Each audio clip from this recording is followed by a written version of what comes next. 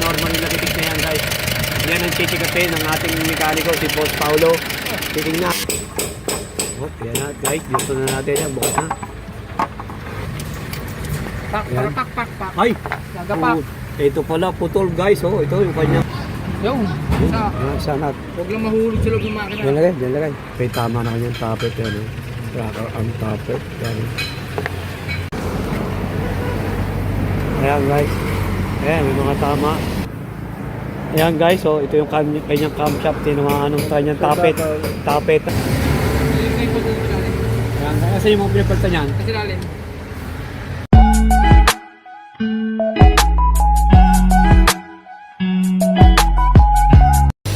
Baka makakabiyaw. Ayan guys, may gagawin ngayon tayo dito. Ano ba ito? Ford Everest guys. Ayan, 2004 model yan guys. Medyo malagitik na siya, lakas ng lagitik. Hindi yung normal yung lagitik na yan guys. Yan ang chichikapin ng ating mekaniko, si Boss Paulo. Titingnan kung saan may problema yan, si Bossing may-ari niyan. Yan. Titingnan natin guys, yan ang nalagitik yan. Yan guys. Yo, yan pinatay na. Mamaya bubuksan natin itong pang ibabaw. Bubuksan ba yung pang ibabaw? Yan. Wala. Yan guys, bubuksan na ng ating mekaniko si Paulo. Titingnan kung saan may problema itong malakas ang lagitik dito guys. Titignan natin guys yan. Sakit na ng Ford yun eh. Ford Everest 2004 model. Tignan po natin. Kung kaya pa sa Silico. Yan. Silico, di mo daw silico, may mabibili na. Mura lang yan. Malakas ang lagitik dito guys Kaya patitingnan ng may-ari kung bakit malakas ang lagitik. Pang ibabaw lang muna bubuksan natin dito guys Ford Everest. Yan. Kaya guys, bago natin makita yan, tingnan natin kung anong problema, kung ano naging damage ito, bakit malagitik ang ano ito, ang kanyang pang ibabaw. Subscribe nyo muna kami sa aming YouTube channel, EMB TV. Pa-like at pa-share na rin guys at pindutin notification bell para laging updated sa mga share na yung video at ipopost tayo. Okay guys? Oh, yan na guys, dito na natin yan, bukas na. Tingnan natin kung saan may problema. Isa.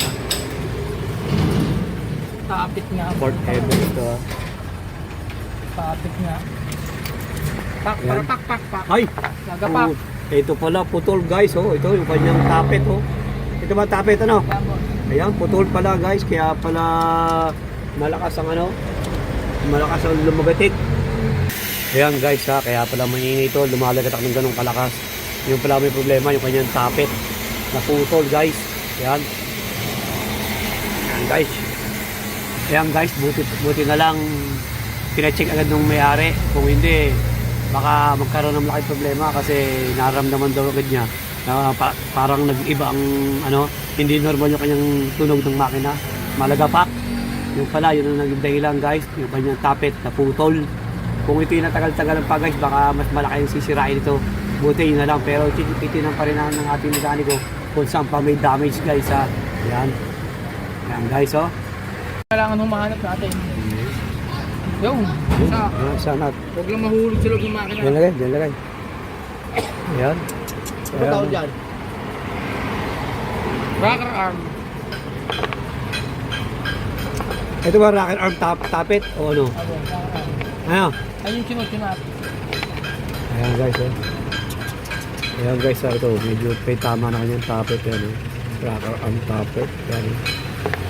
Ayan guys, titignan pa kung sabi ko na ito nahulog to sa tornilyo niya, kabuti nakita. Ayan guys Magkano naman kaya pag yung rocker arm? Yun ang kailangan natin. Talong, saan pa kukuha? Ayan guys tip, pagka kayo nakaramdam na medyo nung lagitik at medyo kakaiba, dalhin nyo agad. Dalhin nyo sa mekaniko. Dalhin nyo agad sa isang sa ibang mekaniko na nang ma-check up para malaman agad kung anong problema, kasi pagka hindi nyo agad napansin to at na pinabayaan nyo, baka hindi lang ito magiging problema guys, mas lalaki.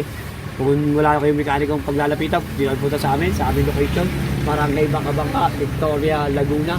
tapat ng EMB Auto Supply, yung tapat nun, yung EMB Motor Shop, at hanapin nyo lang si Paolo, yung aming mekaniko, para ma-check up kung saan ang gagaling yung mga ingay sa inyong loob ng makina, guys. Okay guys, yan, mamaya bubuksan pa kung saan pa may damage, guys, ha. Yan guys.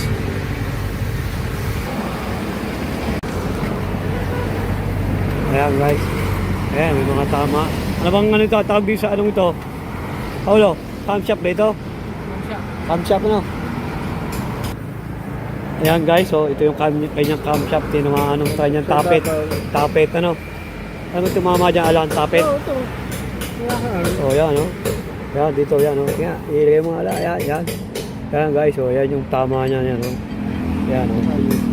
Yun ang dahilan kaya lumalagitik ko ng gusto. Yan guys, kaya malakas ang kanyang lagitik. Ilan lang tama nito? Lahat? Kapalta na lahat ito, isang at buong ito. Ano? Ayan.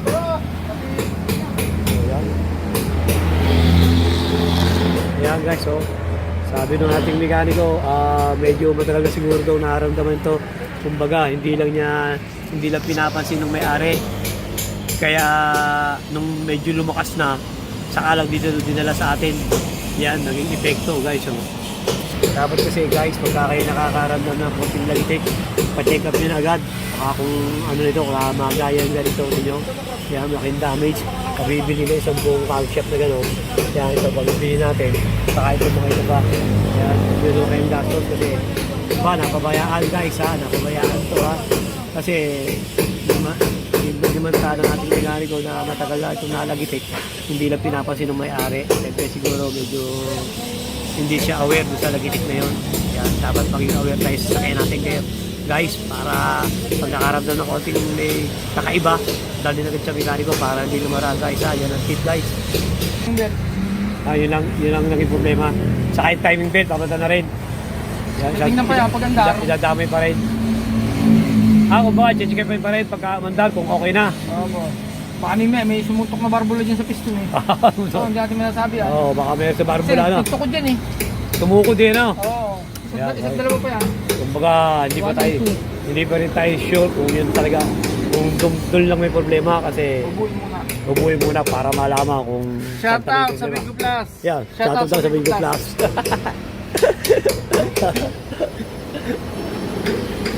Yung sabi.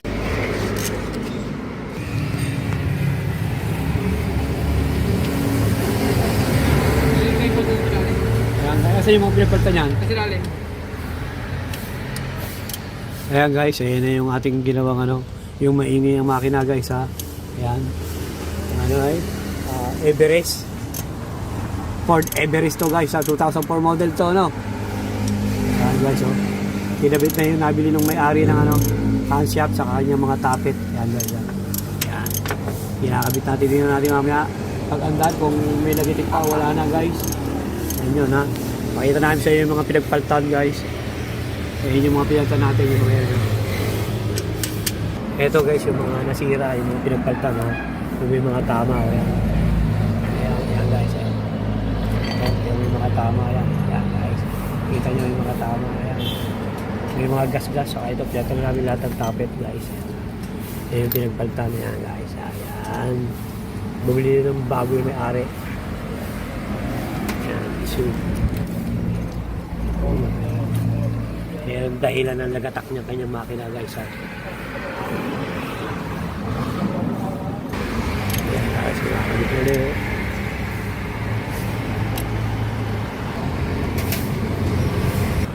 Yan guys, pinasabay na rin ng may-ari yung kanyang yung valve cover. Belt, oil seal, saka valve cover gasket. Valve cover gasket, mapalitan na rin itong valve cover gasket guys ha. Pinapalitan na rin ng may-ari. Saka kanyang timing belt, mapalitan na rin ng timing belt guys. Pinasabay na ng may-ari para nga naman isang abala lang at saka isang gawaan lang kasi baka maya kung kailang nagawa yung nasira na gapak, bigla lang masira kanyang timing belt saka yung kanyang mga valve. Saka ito papalitan din natin ng oil seal guys ha. Yan papalitan na rin ng oil seal yan ang mga gagawin pa ng ating mekaniko si Paolo. Guys, sinabay na rin niya na para isang trabaho lang ganyan kayo para pagka paggawa na kayo ganyan guys, sabay nyo na lahat para isang trabaho lang yan, para isang abala, isang bayad na rin yun din naman yun guys. Saka kung kailang nagawa na yung kanyang nasira, bigla naman bumigay yung kanyang pump belt, yung kanyang yung timing belt, kaya kailangan isabay nyo na yun basta kayo nagpagawa ng ganyan guys ha. Okay guys. Ito guys yung may mga tama dati kanina, ngayon wala na, kinis na kinis guys ha. Yan, yan. Ayun na, may mga tama yun na, yung kanina pinapaltan, yung pinakita ko. Ngayon wala. Yung pinapaltan meron. Yan, guys, kaya palpan na natin. Yan guys, kakabit na yung mga ano. Tensioner. Ayun, tensioner yan. Tensioner bearing. Mga tensioner bearing yun sa para sa mga timing belt. Yan. Yan guys, mamaya papakita na namin sa inyo pagka okay na yan. Papakita namin sa inyo ang andar guys ha. Yan. Pag okay na. Kakabit na lang muna yung mga tensioner saka Timing belt. bearing, timing belt, saka yung mga valve cover gasket, saka valve cover. Yan guys ha. Mamaya na lang ko yun, i-update ko kayo guys. Yan nga lang ulit. Medyo marami pang kabitin. Okay, sige. Ayan guys, testingin na natin guys ha. Yun. Ayan guys, oh. Ayan, rinig nyo guys ha, oh. Kung tinesting natin yan, sobrang lagapak, maingay. Ito ngayon, oh, pinong-pino na ang takbo guys ha. Ayan guys ha. Ayan ito ha. Ford Everest to guys ha, 2004 model. Yun lang ang naging problema guys. Kumbaga, nasira yung kanyang tapet. Kumbaga, siguro pabayaan ng may-ari na hindi agad na asikaso na ipagawa. Kaya siguro dami-damay. Kaya yung camshaft pinaltan. Yan.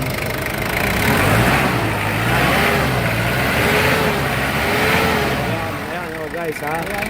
Wala na yung lagatak kanina. Ayun na, malagatak talaga ano. Mausok pa. O yun. Mausok pa kanina pala, malagapak at saka mausok pa. Yun na nagitay lang guys ha, yung ng tape nasira. Nakapilatan yung camshaft guys ha. Baka maka-experience kayo ng ganun guys, na medyo maingay yung makina nyo at para lumalagapak at mausok, pacheck nyo na agad. Kung malapit ng mekaniko, kung hindi nyo naman kaya, di ba tayo di sa amin. Yan, nasabi ko na yung location namin guys. Yan. Yan guys ha. Mabuti, may nabilihan agad ng mas malapit dito sa may amin yung camshaft niya. Yun, nakabili siya yan. Yan guys, gano'n lang yung problema ito ha. Yung kanyang tapet saka nasira, na basag, kaya naging mausok at naging matagatak guys. Yan guys, sana subscribe nyo kami sa aming YouTube channel PMB TV, pa-like at pa-share na rin guys at pindutin notification bell para lagi kayong updated sa mga share na yung video at popost guys. Yan, Everest, Ford Everest to guys, ayan. Ford Everest. Ayan guys, Ford Everest 2004 model. Okay na guys. Sana guys, kahit paano may na ako yung tip o idea mo lang sa mga siniraning video at ipinost guys ha. Ayan. Thank you guys for watching. God bless you all guys. Thank you guys.